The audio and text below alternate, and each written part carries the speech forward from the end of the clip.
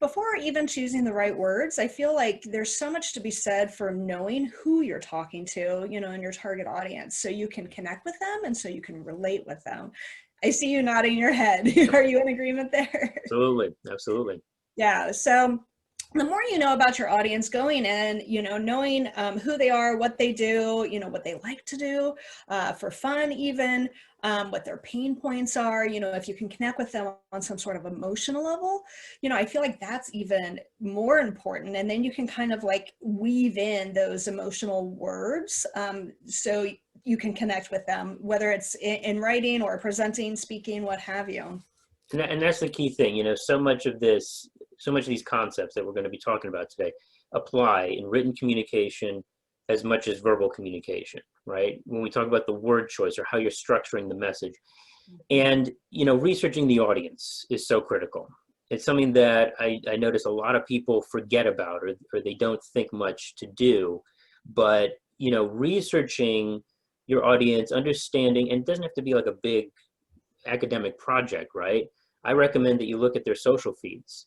You look at the types of wording or phrasing that they're using to describe the problem, not how you would describe the problem, but how they describe the problem, right? Or the issue or the challenge that they're facing.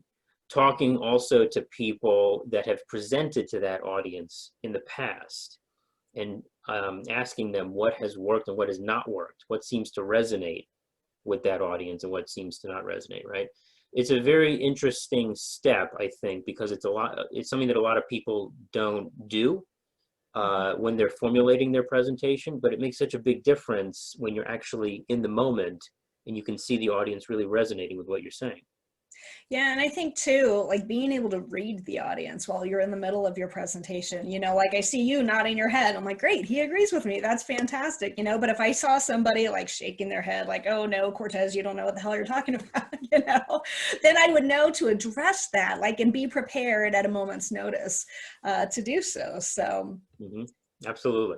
The two major things also I want to bring up is minimizing jargon and minimizing technical language as much as possible, and also simple and easy to digest messages, right? Messages that are simple and straightforward and that the audience can really grasp very easily.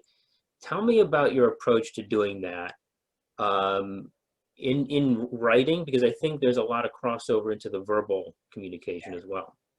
Yeah, well, so the whole key is to, what's that old adage? You're supposed to write at a 6th grade level, so make it overly simplified to whomever you're talking with, make sure they don't have to work to figure out what the message is, and they don't have to guess, like take the guesswork out of everything.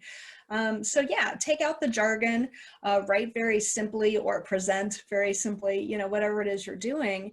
And I feel people will be able to connect with you better. They'll be able to understand your message better, and you'll be able to resonate with them better. Having like a shocking development, for example, is something that might really get the audience's attention, that hook, right? That gets their attention right from the get-go. That's something I emphasize a lot when you're presenting, when you're putting together a speech. Get that attention-grabbing hook, a shocking development, a shocking statistic or data point, maybe an emotionally impactful story about yourself or about a third party, for example. These are things, especially thinking universal emotions, family stuff, personal struggles that you may have been able to overcome. In the working context, you think about the pride that we have in our team, and how happy I am with all the contributions that my team has made on this particular project, for example. Or we talk about the excitement of the new opportunity that's coming up in the next quarter or later next year. And I want to start out with that exciting energy in my presentation to really convey that, especially if I know, again, that it's something that the audience is going to really resonate with. Also thinking about the theme of making things easier, improving efficiency, right? Or the desire to be innovative, the desire to create innovation. These are themes that so many professionals and so many business leaders are going to resonate with, and it's going to be top of mind for them. If you're presenting inside a corporate context, you're going to be thinking, okay, my top executives have really talked about innovation and culture, right? That's a big thing that they've been emphasizing. So I'm going to make sure to integrate those themes into my presentation, right? You've done a lot of public speaking as well, Julie, like speaking to freelancer groups and that type of thing. How do you go about identifying those themes that seem to be really popular with your audience, even before you've walked into the room? Well, you know, and I think that takes us back to researching who your target audience is ahead of time, you know, so you can go and look at their social media profiles, you can go and look at websites, but honestly, for me, you know, I participate in a lot of groups online, freelancing groups, and so I get to hear what those pain points are. I get to see what the questions are asked over and over and over again. You know, what seems to be themes that keep coming up, you know, is how to price my services, how to find work, you know, all of the above. So I know that that's going to resonate with a good majority of the audience anywhere I go to speak. I feel like that research really helps with anything. I do want to add too, you know, when it comes to connecting with the audience, I feel like there's so much to be said for actually smiling during a presentation, you know, and getting people engaged, letting them know that you're friendly, because if they think that you like them, then they're more likely to like you in return. And I kind of feel like the whole idea here is that you want to be known, liked, and trusted. All right. And how are you going to do that? How is that going to come across in your presentation if they don't already know you? Well, smiling is a great way, you know, to be liked. You know, hopefully they know you. If not, you know, let them get to know you during that presentation. And then what else can you do to invoke trust?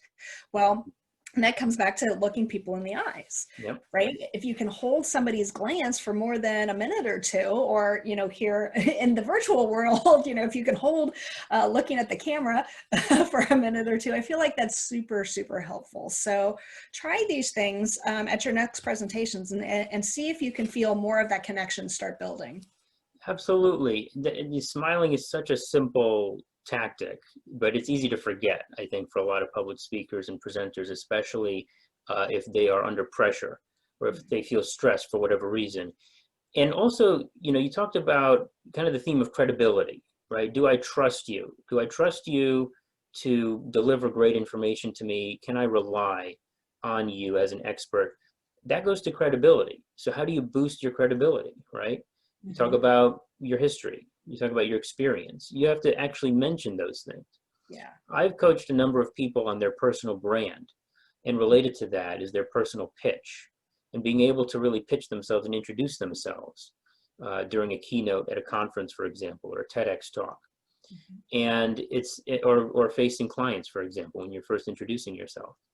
And it's very interesting to me how it's so easy to forget all of the huge achievements, the highlights that have marked your career.